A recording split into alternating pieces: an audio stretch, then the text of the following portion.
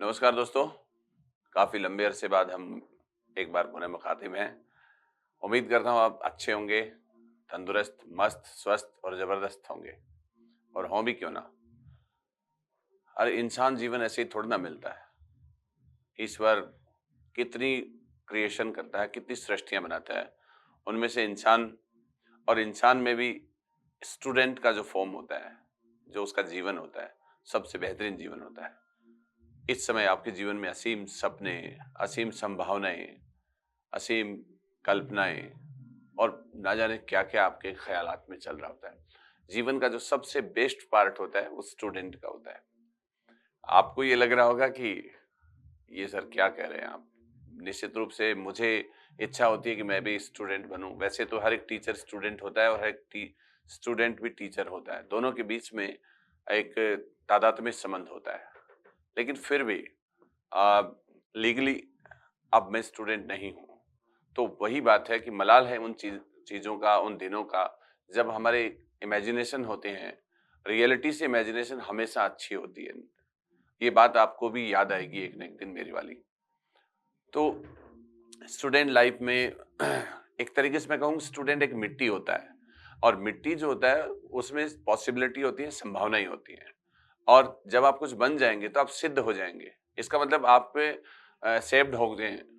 आप शिफ्ट हो गए वहाँ पे, आपको एक आकृति मिल गई है, आपको एक स्वरूप मिल चुका है। अभी आप मैटर हैं, उसके बाद में आप फ़ॉर्म बन जाएँगे। तो फ़ॉर्म से मैटर हमेशा बड़ा होता है, उसके अंदर अनंत संभावनाएँ होती हैं। इस समय आपके अंदर एक टीचर भी हो सकता है, एक इंजीनियर भी हो सकता है, एक प्रशासक हो सकता है, एक आर्टिस्ट हो सकता है, कोई भी एक बड़ा कैरेक्टर है। आप कुछ भी बनने की ओर जा सकते हैं। तो इसलिए ये जीवन बहुत ज़्यादा इम्पोर्टेंट होता है। अब लेकिन जिन्होंने जो रास्ता चुन लिया है और उसके ऊपर वो आगे बढ़ गए हैं, अब उनका स्वरूप उधर ही रहे तो उन्हें मानसिक संतुष्टि मिलती है। वैसे तो हमें किस्मत कई बार ऐसे रास्ते खुद ब खुद दिखा देती है। हमें उसके साइन्स मिलते हैं, हमें उसके इंडिकेशन मिलते हैं। अ, और जो उन इंडिकेशंस को सही टाइम पे पहचान लेता है, उसको कामयाब जहाँ मिलता है। खैर आज हम बात करेंगे उन सारे बच्चों के लिए जो तैयारी कर रहे हैं और तैयारी करेंगे या करने की सोच रहे हैं। तो एक स्टूडेंट किस तरीके से हम कई बार ऐसा सुनते हैं कि यार बहुत अच्छा किया, बहुत अच्छी मेहनत की उसके बावजूद भी परफॉर्म नहीं कर पाया, अंडर परफॉर्म रह गया। तो ऐसा क्यों हो जाता है? क्यों हमें परीक्षा के अंदर वो सफलता नहीं मिल पाती है जिसके एक्चुअल हम हकदार होते हैं? तो इसके पीछे कई वजह होती हैं। सबसे बड़ी वजह तो देखो एग्ज़ाम वाले दिन का जो रोल है वो बहुत बड़ा होता है, लेकिन वो कहने को ऐसे होता है कि एग्ज़ाम में मानसिक मजबूती या मेंटल टफ़नेस जो है वो इम्पोर्टेंट होती है, लेकिन उसके पीछे एक बहुत बड़ी कहानी होती है, एक बहुत बड़ी पटकथा होती है। एक बहुत ही जटिल रास्ता जो है वो आपको स्मार्टली तय करना होता है, उसके बाद ही आप उस प्लेटफ़ॉर्म पे आके अपना दावा कर सकते हैं। और बहुत अच्छी प्रिपरेशन है तो उसके बावजूद भी कुछ चीज़ें हम लूज़ कर देते हैं, तो उसके पीछे हमारी स्ट्रैटेजिक फेल्योर होती है। अब हम आज हम इसी मुद्दे पर चर्चा करेंगे कि हम अच्छा भी पढ़ लेते हैं, उसके बावजूद भी हमें कुछ एक सिली मिस्टेक हो जाती हैं या फिर हमें वो चीज़ नहीं हो पाता है जिसके एक्चुअली हम हकदार होते हैं। तो देखो हम एक कुछ एक बातें डिस्कस करेंगे कि एक व्यक्ति जो है, एक स्टूडेंट जो है, वो किस तरीके से अपने क्या-क्या गलतियाँ कर देता है। तो एक स्टूडेंट की क्या-क्या गलतियाँ होती हैं या हम बोलेंगे इसको कि क्या-क्या आप इस तरीके से कि डिसअपॉइंटमेंट आपके हो सकते हैं, जो आपको नहीं करने चाहिए। ये सब कुछ मैं अपने एक्सपीरियंसेस के आधार पे बता रहा हूँ। मुझे जैसा फ़ील होता है, प्रस्तुतता किसी अंतिम सत्य का दावा नहीं कर रहा है। ये पूरी तरीके से आत्मनिष्ठ है, वस्तुनिष्ठ नहीं है। लेकिन एक बड़े ऑब्जर्वेशन बीइंग ए स्टूडेंट और बीइंग ए टीचर मैंने जो फ़ील किया, वो मैं आपके साथ शेयर कर रहा हूँ। देखो हम अच्छा पढ़ते हैं, इसके बावजूद भी हमारे पे दबाव आते हैं। ये दबाव बहुत इम्पोर्टेंट होते हैं, इन्हीं दबावों को हम गलतियाँ नाम दे देते हैं या फिर हमारे प्रेशर मान लीजिएगा आप, तो ये प्रेशर ही हमसे गलतियाँ करवा देता है। तो वो क्या-क्या चीज़ें हैं? देखो पहली चीज़ इसमें जो सबसे इम्पोर्टेंट है, वो ये है कि हमें ज़रूरत से ज़्यादा ज़िम्मेदार नहीं बनना है। कुछ बच्चे जो है आसमान सिर पे उठा लेते हैं और वो ज़मीन आसमान को एक करने की ज़िद पे अड़ जाते हैं कि मुझे तो ये करना ही है, मैं तो इसी के लिए बना हूँ। लोग भी ऐसा कह रहे हैं, घर वाले भी ऐसा कह रहे हैं, इसलिए मैं बहुत ज़्यादा रिस्पॉन्सिबल हो गया हूँ। तो आपको ये बहुत ज़्यादा वाली ज़िम्मेदारी जो है वो धराशायी कर देती है। तो आपको नेचुरल परफ़ॉर्म नहीं करने देती है ये। इसलिए आप अपना सहज स्वाभाविक जो आपका जो स्वभाव है उसके अकॉर्डिंग आप काम करें, बस ईमानदार रहें, कॉन्शियस रहें, इसमें कोई दिक्कत नहीं है, लेकिन बहुत ज़्यादा सुपर कॉन्शियस आपकी जो है वो आपको ले मरती है।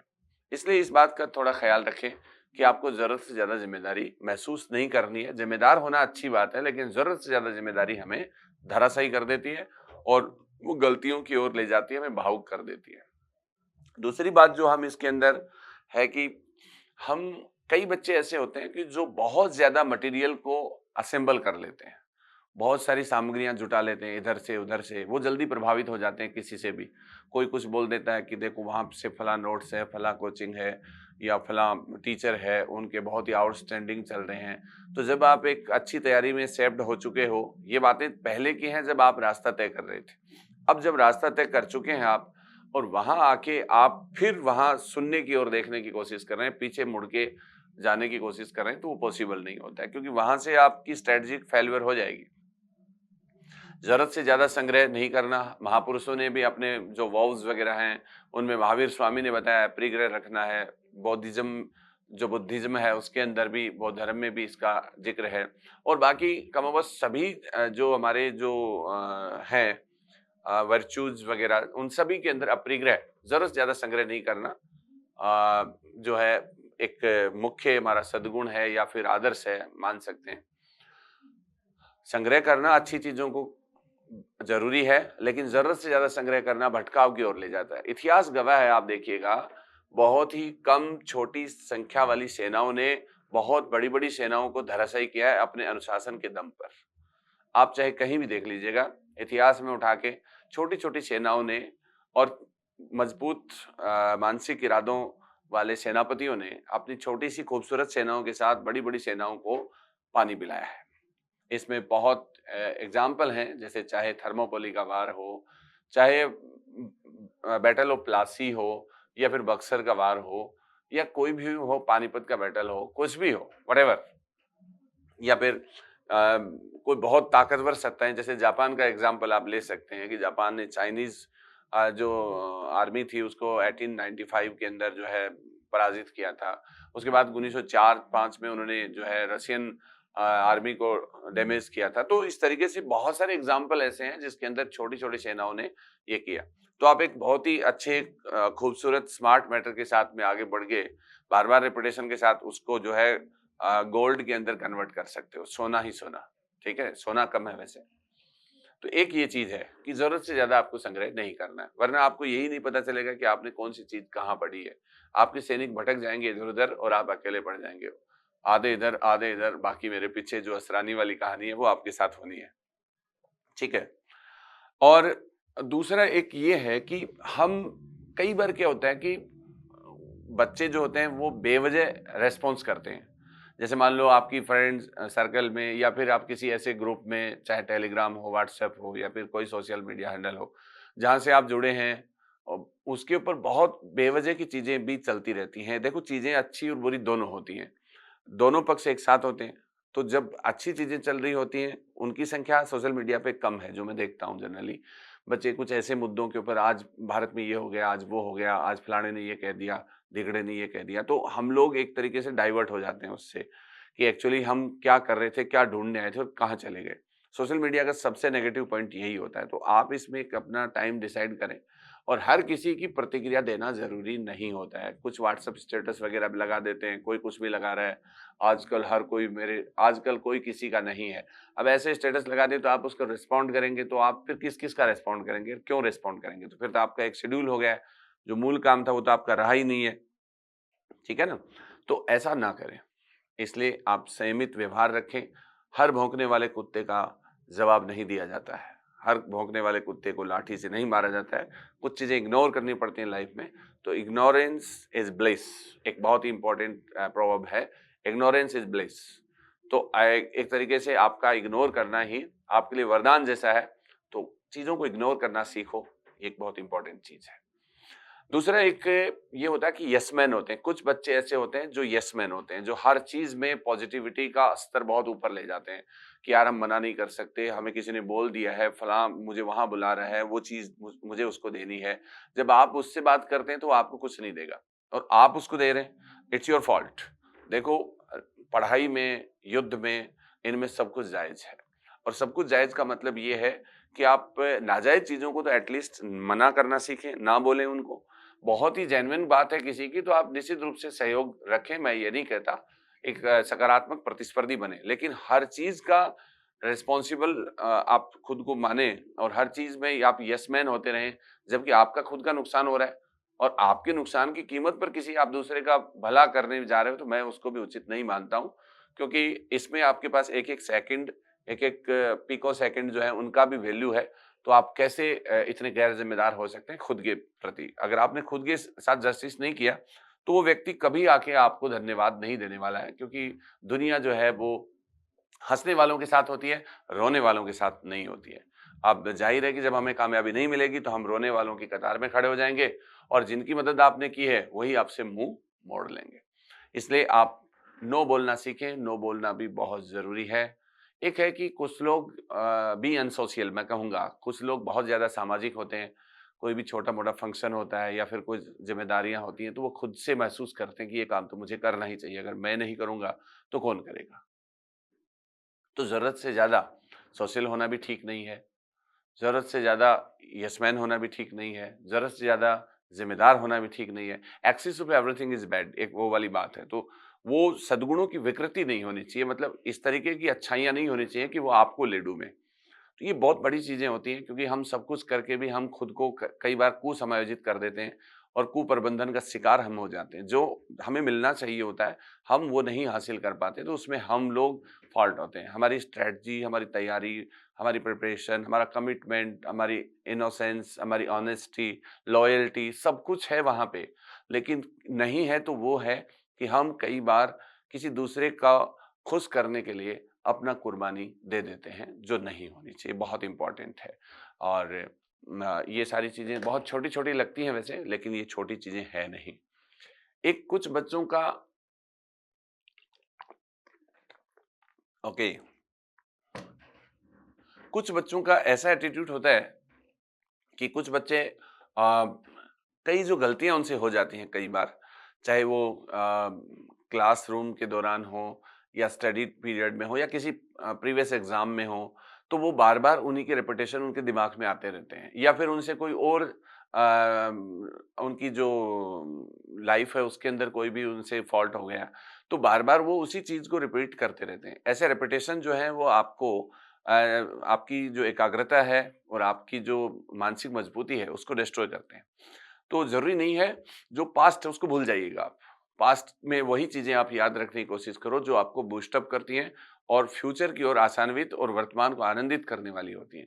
हर चीज़ जो पास्ट में बुरी हो गई है, उसे एक बुरा सपना प्रारब्ध मान के, प्रारब्ध कर्मों का फल मानते हुए उसे छोड़ के आगे बढ़ें, आगे बढ़ना सीखें। क्योंकि वहीं आप स्टक हो गए, अटक गए हो, तो फिर आप आगे नहीं बढ़ पाओगे और उन्हीं चीज़ों को बार-बार, बार-बार रोना कोई मतलब नहीं है। उसका क्या रोना है? जो हो गया सो हो गया। किसी टाइम में देखो कोरोना था, आज अच्छी चीज़ें हैं और चुनौतियाँ आती रहती हैं इंसान के जीवन में। कभी कोई बीमारी आ गई है, कभी कोई फेल्योर हो गया है कहीं पे कुछ अच्छे मार्क्स नहीं आए हैं। कई बार कॉम्पिटिशन के अंदर अच्छा करके भी अच्छा नहीं, क्योंकि ज़रूरी नहीं है कि हर व्यक्ति सभी व्यक्ति अच्छा करने के लिए बैठते हैं। अब उन्हीं में से जो बहुत अच्छा करेगा उसी का सिलेक्शन होगा और बुरा करने की सोच के या जो कमज़ोर तैयारी के साथ में एग्ज़ाम में बैठ रहा है, वो तो केवल बाराती है। वर-वधू या फिर जो इम्पोर्टेंट जो रिलेटिव्स हैं उनके, वो तो वही होते हैं जो एक तरीके से मैं कहूँ कि जो सबसे कमिटेड 100% अपना दे रहे हैं, मोर देन 100% भी अपना दे रहे हैं, वही उस कॉम्पिटिशन के जो है वो मुख्य पुरोधा होंगे। बाकी तो भीड़ होती है, आपको भीड़ का हिस्सा नहीं बनना है और भीड़ कभी पास भी नहीं होती है। हमेशा जो नायक या स्पीयर हेड होता है, भाले की नोक वाला, जो कंपटीशन को जो है बेध कर और आगे अपनी सेना को निकालता है, वही विजेता बनता है। तो ये तो मान के चलिए कि ये लड़ाई जो है वो घोड़ों के बीच में है। यहाँ लड़ाई घोड़े और गधों के बीच में नहीं है, ये केवल घोड़ों की आपसी लड़ाई है। जो भी बच्चा कंपटीशन के लेवल तक है, वो सब घोड़े होते हैं। अब उनमें से किसकी स्पीड अच्छी है और किसकी स्पीड कमज़ोर है और कौन उस दिन मानसिक रूप से थोड़ा डाइवर्ट हो गया है या थोड़ा जो कुप्रबंधन का शिकार हो गया है, कुछ तात्कालिक इमीडिएट कॉज़ हो जाते हैं, कोई बीमार हो गया, कोई टेंशन हो गई या फिर कोई एक्सीडेंटल ऐसे इम्पेरेटिव ऐसे कि मान लो कि ऐसी चीज़ें हो जाती हैं जिनको हम दूर नहीं कर पाते हैं। तो उन सब कारणों की वजह से कुछ सफलताएँ हैं वो हमारी एक तरीके से हम उनसे दूर हो सकते हैं। लेकिन ये बहुत कम होता है वैसे और ये फैक्टर भी होते हैं, ये किसी के साथ भी हो सकता है। आप और हम कोई भी उसमें से एक हो सकते हैं। लेकिन ये लड़ाई केवल घोड़ों के बीच की है। इसमें ना खच्चर, ना गधा कोई पास नहीं हो सकता है, केवल घोड़ा ही दौड़ेगा। तो ये वाली बात है। अब बस आपको ध्यान ये रखना है कि आपको अपनी गलतियों का बार-बार अफ़सोस नहीं करना क्योंकि पास्ट को आप दोबारा कभी रिपीट नहीं कर सकते। पास्ट को आप दोबारा कभी जी नहीं सकते। पास्ट को आप उस रूप में कभी से दोबारा से उसी फ़ॉर्म में नहीं देख सकते। आप अफ़सोस करेंगे, तो उससे आपके फ्यूचर में भी खलल होगी।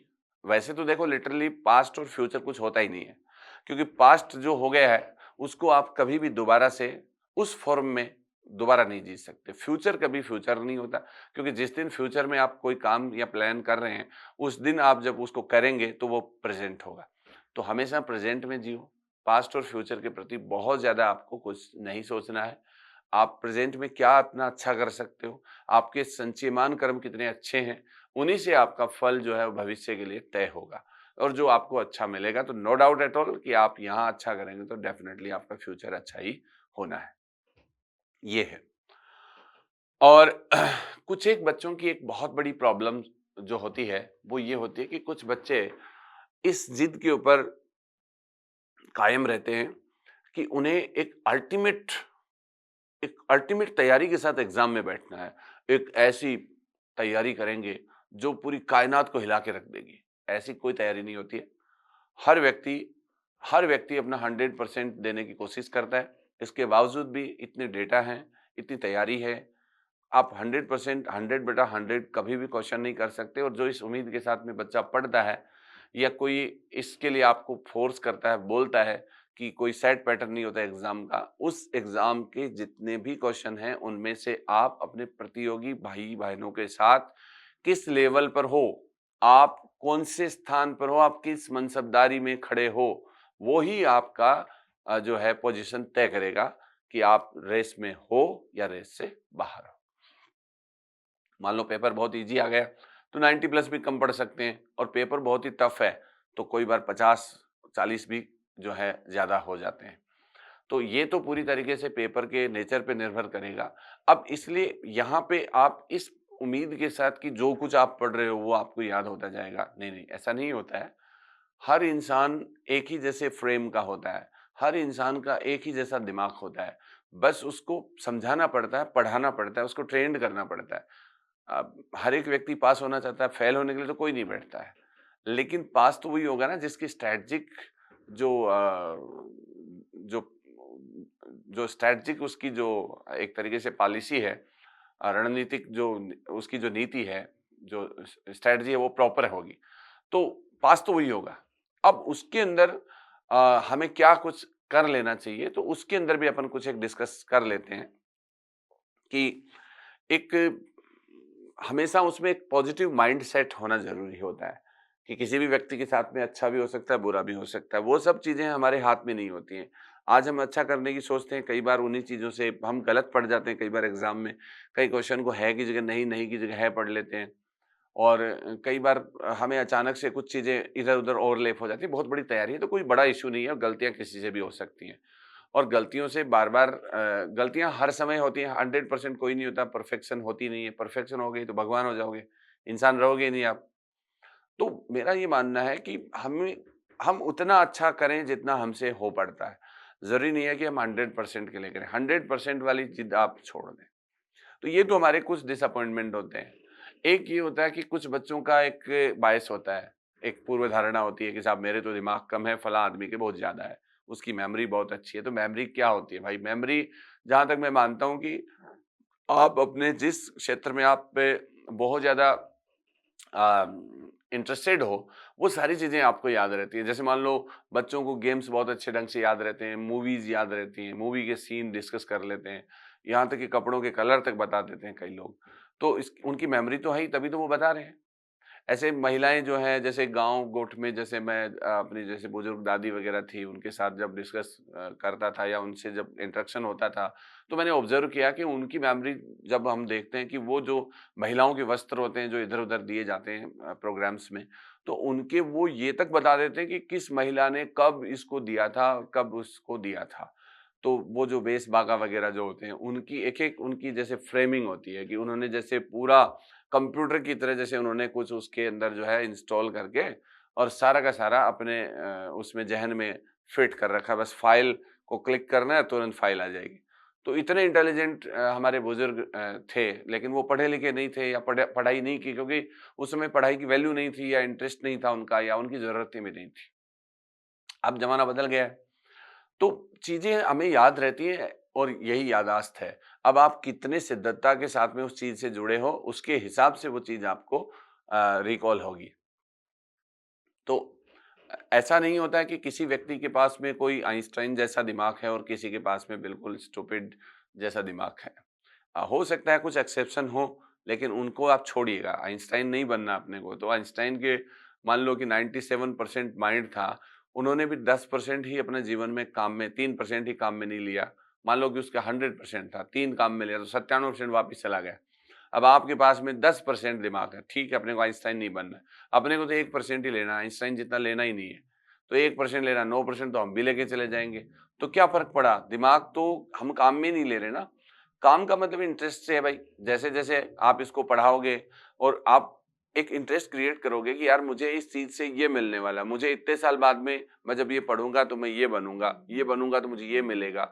ऐसा इमेजिनेशन करके एक एक एक अपनी एक इमेजिन आप जो है करो लाइफ़ की और उसी के आधार पे फिर आप अपना एक रोड मैप क्रिएट करो क्योंकि आप क्रिएटर हो, आप कलाकार हो। आप कल को आकार देने वाले हो। हर व्यक्ति में ईश्वर ने एक ऐसा चिप लगाया है, उसका पासवर्ड उस व्यक्ति के पास में ही भेजा है, तो उस पासवर्ड को ढूँढ के और फिर उसको एक्टिवेट करो यार और झंझट को खत्म करो। क्यों इसको लंबा कर रहे हो? ईमानदारी से किए गए किसी भी प्रयास का फल न मिले, ऐसा हो नहीं सकता। कृत प्रणास अर्थात किए गए कर्मों का फल नष्ट हो जाए और अकृत भ्युतगम अर्थात न किए गए कर्मों का फल मिल जाए, ऐसा हमारे दर्शन संस्कृति में संभव नहीं है। जो व्यक्ति काम करेगा, फल उसी को मिलेगा और बिना काम किए हुए किसी को फल नहीं मिलेगा। तो बस अब वो फल जो आपको लेने हैं, तो उनके लिए काम आपको करने हैं। तो इसके लिए आप क्या कर सकते हैं? कुछ ऐसे काम जो हम कर सकते हैं। भई मेरे हाथ में क्या है? अर्थात एक स्टूडेंट के हाथ में क्या है? हम उसके ऊपर डिस्कस करेंगे। तो पहली चीज़ है पढ़ाई करना ईमानदारी से, पूरी मेहनत से, पूरी ईमानदारी के साथ में और पूरा समय जितना आपको मिलता है उतना आप दीजिएगा। इसका कोई टाइम फ्रेमवर्क नहीं होता है, कोई दिन को पढ़े, कोई रात को पढ़े, कोई 5 घंटे पढ़े, कोई 6 पढ़े, जितना सहूलियत है आपकी, जितनी आपकी जो बहुत इम्पेरेटिव रिस्पॉन्सिबिलिटी है उनको डिस्चार्ज करने के बाद में जो समय आपको मिलता है, मैं कहता हूँ उसमें आप पढ़ो। इसके लिए क्या तकनीकी हो, कोई यूनिवर्सल रूल नहीं है। जनरली क्या होता है कि हम मार्केट में कुछ चीज़ें लाने जाते हैं, पहली बार जाते हैं तो हमें कुछ मोटी-मोटी चीज़ें याद रहती हैं, किसी नई जगह जाते हैं तो कि यार फलाँ चौराहा है, फलाँ दुकान है, उसके पास में ये दुकान है, ऐसे-वैसे हमें कोई बताता है। हम जाते हैं और सेकंड टाइम हम जाते हैं तो उसकी 5-7 चीज़ें और याद हो जाती हैं आपको। तीसरे टाइम जाते हो तो लगभग-लगभग आपकी आस-पड़ोस की सारी दुकानें सब याद हो जाती हैं। और उसके बाद में आप बार-बार जाते हो, तो आपको और भी छोटी-छोटी चीज़ें पता होंगी कि उस गली के आस-पास में एक गली और जाती है, वहाँ से एक और जाती है, एक रास्ता इधर से भी जाता है, एक उधर से बस लाइफ़ ऐसे है। पढ़ाई में भी यही है, फर्स्ट टाइम देखो कहानी की तरह पढ़ो, बिल्कुल, एकदम बिंदास होके, मोटे-मोटे तौर पे कि बस आपको याद नहीं करना है, केवल पढ़ना है और तेज़ पढ़ो थोड़ा-सा, स्पीड अच्छी होनी चाहिए।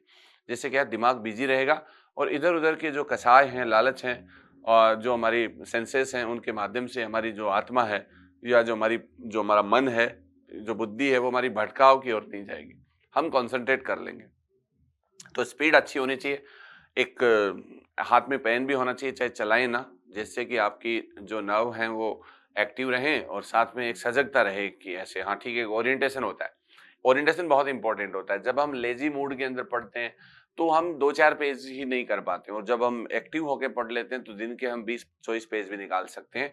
ये हमारी जो हमारी स्टेमिना है उनके ऊपर निर्भर करता है और स्टेमिना हमें बनानी पड़ती है। कोई बाई बर्थ किसी की नहीं होती, ज़रूरत किसी की नहीं। हम राजा महाराजाओं के बच्चे तो हैं नहीं, जो हमें कोई हाथ में चांदी की चम्मच या सोने की चम्मच मिली है और उससे हम हमारा काम चल जाएगा। हमें कमा के खाना है, एक बेहतर मानव संसाधन बन के दिखाना है और ये हमारी चुनौती है। इसका प्रत्युत्तर जो देगा वो बेहतर मानव होगा और वही समाज में रिस्पेक्टेड होगा।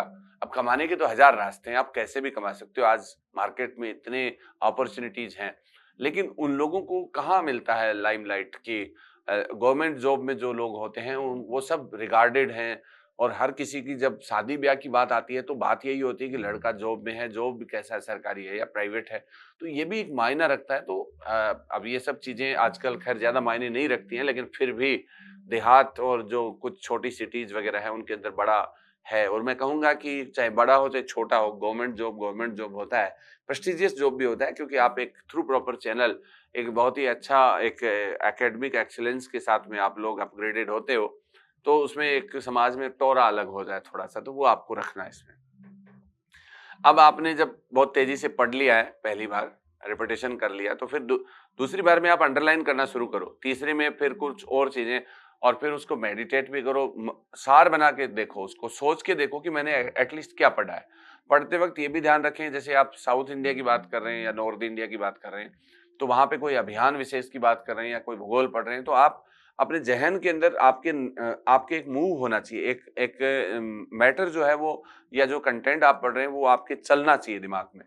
तो एक पिक्चराइज़ फ़ॉर्म में वो होगा तो उसकी एक रील सी बन जाएगी और वो रील बन जाएगी तो ऐसे मान लो कि आपके एक स्ट्रक्चर्ड मैटर है वो डेवलप हो गया है।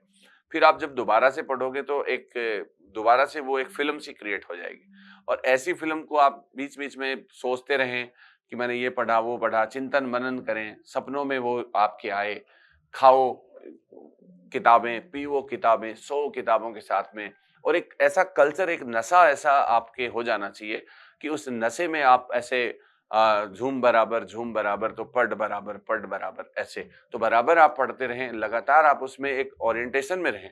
एक माहौल का बहुत इम्पोर्टेंट रोल होता है। आजकल आप देखते हो लाइब्रेरी जॉइन करते हो, कोचिंग जॉइन करते हो, आप एक ग्रुप डिस्कशन के पार्ट में आते हो, आप ग्रुप्स बनाते हो, वहाँ पे आप कॉम्पिटिशन के टेस्ट भी देते हैं। ये सब एक माहौल है।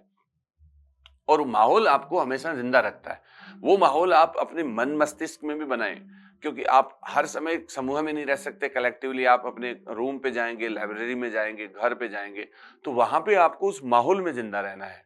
मतलब खाना खा रहे हैं तो भी आपके दिमाग में वही चीज़ चलनी चाहिए, सो रहे हैं तो बस आप जो इंद्रियाँ शांत हो जाएँ तब तक आपके ज़हन में वही चलना चाहिए। बस ध्यान रखें कि सड़कों के ऊपर चलते हुए या किसी आग या कुछ ऐसी सेंसिटिव चीज़ों के साथ रहें तो उसको ना सोचें। बाकी आप उसमें पूरी तरीके से समाये रहें, बहुत मज़ा आएगा, आनंद की अनुभूति होगी, सच्चिदानंद स्वरूप आप महसूस करेंगे और आपको लगेगा कि यार मैं इस दुनिया में यूनिक हूँ। पढ़ के ही आपको एक अपनी यूनिक आइडेंटिफ़िकेशन और एक अलग अनुभूति का एहसास होगा, निश्चित रूप से। अब टाइम टेबल क्या हो ये कोई यूनिवर्सल रूल नहीं होता है, आप रात को पढ़ें, दिन को पढ़ें, बस आप पढ़ते रहें। और जब तक आप थक के चूर ना हो जाएँ, टूट ना जाएँ शारीरिक तौर पे और सोते-सोते आपको नींद ना आ जाए, आप लगे रहो किताबों के ऊपर, चाहे आपकी लार गिर जाए, चाहे आपके गिल्ड गिर जाए, कोई फ़र्क नहीं पड़ता उससे, आप लगे रहो। आप 1-2 दिन नहाने का शेड्यूल स्किप करते हो तो कर लो, आपको लगता है टाइम खराब हो रहा है तो छोड़ दो, वरना नहाते वक़्त भी आप याद करो। टॉयलेट्स तक आप जो है अपनी तैयारी को लेके जाओ, मेडिटेशन के अंदर, रिपिटेशन के अंदर तो कोई इश्यू नहीं है। भाई हमें 1-2 साल ईमानदारी से अपनी तैयारी को देना है, उसके बाद में पूरी ज़िंदगी में आपको अपने किए पर अफ़सोस नहीं होगा, आपको गर्व होगा। आप अपने आने वाली पीढ़ी को कुछ अच्छा बताएँगे और आपकी आने वाली पीढ़ी भी आपका सम्मान करेगी, वरना वो आपसे पूछ लेगी कि आपने क्या किया है। तो ये सब चीज़ें हैं जो आपको जाननी हैं, बहुत इम्पोर्टेंट चीज़ें हैं ये। और समय की इज़्ज़त करने वाले की समय इज़्ज़त करता है। जो समय की इज़्ज़त नहीं करता, समय उसको भुला देता है। नेपोलियन का एक बहुत ही फ़ेवरेट कोट था कि कभी मैंने समय को जो है इज्जत दी तो समय ने मुझे इज्जत दी, फिर मैंने समय खोया तो समय ने मुझे खो दिया। तो समय बहुत इंपॉर्टेंट होता है। समय सांप की लकीरों के समान है, जैसे कि हम लकीरें देखने के बाद में सांप निकलने का अफसोस कर लेते हैं, ठीक उसी प्रकार से रूठे रब को मनाना आसान है, बीते वक्त को लाना मुश्किल है। तो अपने बीते वक्त को इतना खूबसूरत बनाओ कि याद करने पर आपको गर्व हो कि मैंने एक बहुत बेहतरीन समय जिया। जिंदगी बार बार नहीं मिलती है, एक बार मिलती है, लेकिन इसे दुखी करने के लिए भी नहीं मिली है।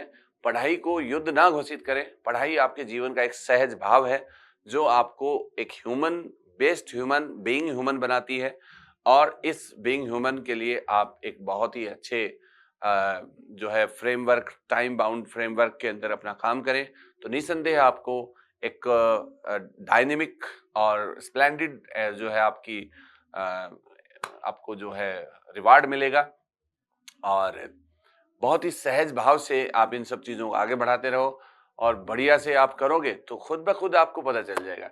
एक होता है कि सब इम्पोर्टेंट क्या होता है, तो देखो इम्पोर्टेंट आप बच्चा खुद तय कर सकता है, किसी की ज़रूरत ही नहीं होती है। जब आप पढ़ोगे, अच्छा पढ़ोगे, सार बनाओगे, ऐसे सीख लोगे तो आपको खुद से ही पता चल जाएगा कि उसमें से माल तो थोड़ा-सा ही है। तो उस माल को आप जो है एक संजो के रख लो कि हाँ साहब, जैसे आप कोई भी आप चीज़ें पढ़ रहे हो कि तो उसके अंदर 5-4 बातें हो कि जो उसका इकोनॉमिक एस्पेक्ट क्या है, उसका सोशल एस्पेक्ट क्या है, रिलीजियस क्या है, उसका प्रेजेंट में क्या इम्पैक्ट है, वो भी आपको देखना चाहिए, जिससे उसकी तारतम्यता और प्रेजेंट तक उसकी रेलेवेंसी है, वो चेक की जाए। सवाल हमेशा प्रैक्टिकल एस्पेक्ट पे आते हैं।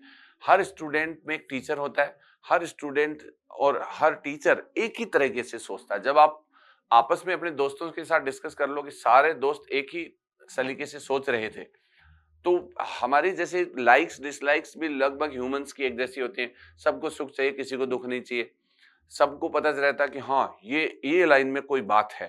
तो ये लाइन में कोई बात है, जैसे गाने में हर अंतरा अच्छा नहीं होता, कुछ अंतरे ही अच्छे होते हैं। उन्हीं अंतरों को कुछ क्लिप बना के और फिर जो है एक्सप्लोर किया जाता है। ठीक इसी प्रकार से पढ़ाई है। तो सारी चीज़ें इम्पोर्टेंट नहीं होती हैं। हमें जैसे एक बारात जाती है या शादी होती है, उसमें दूल्हा-दुल्हन इम्पोर्टेंट होते हैं और उसके बाद में उसके बहुत क्लोज़ रिलेटिव होते हैं। ठीक इसी प्रकार से हमारी पढ़ाई में भी कुछ एक इम्पोर्टेंट चीज़ें होती हैं जो आपको पुराने एग्ज़ाम पैटर्न से पता चल जाएगा या फिर किसी अच्छे मेंटर से जो खुद इस फ़ील्ड का मास्टर है, उससे आपको पता चल जाएगा। तो आप इनकी मदद ले सकते हो। लेकिन फिर भी पढ़ते वक़्त सदैव एक टीचर के रोल में आप रहें कि अगर मैं टीचर होता तो ऐसा प्रश्न बनाता। ऐसे कुछ और इधर-उधर अपने डायमेंशन दिमाग को इधर-उधर करोगे, तो कुछ नए-नए सवाल निकल के आएँगे और फिर एग्ज़ाम में वही सवाल आपको मिल जाएँगे, तो आपको ऐसा लगेगा कि पेपर आपने बनाया है। और ये होता है। अगर आप दिमाग को वाक़ई बिज़ी करना चाहते हो और उसमें आगे बढ़ना चाहते हो सकारात्मकता के साथ में, तो निश्चित रूप से आपकी राह बहुत आसान है। शुभकामनाएँ आप सभी को। मिलेंगे हम एक नए सेशन में, तब तक के लिए नमस्कार। जय हिंद।